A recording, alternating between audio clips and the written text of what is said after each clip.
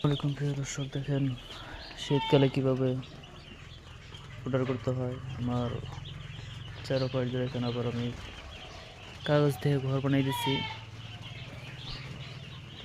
তারপরে উপরে এভাবে পেপার দিয়ে ঢেকে দিতে হয়। দেখেন মুরগিগুলো কত সুস্থ আছে,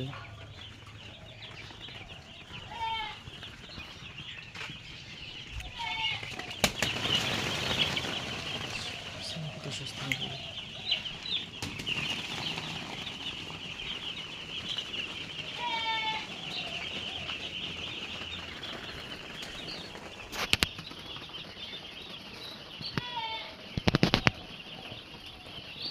শীতের সময় করতে হয় এভাবে দিয়ে এভাবে কাগজটা ভালো বানিয়ে দিলে আপনার ঠান্ডা কম লাগে, বাচ্চাগুলি ভালো হয়।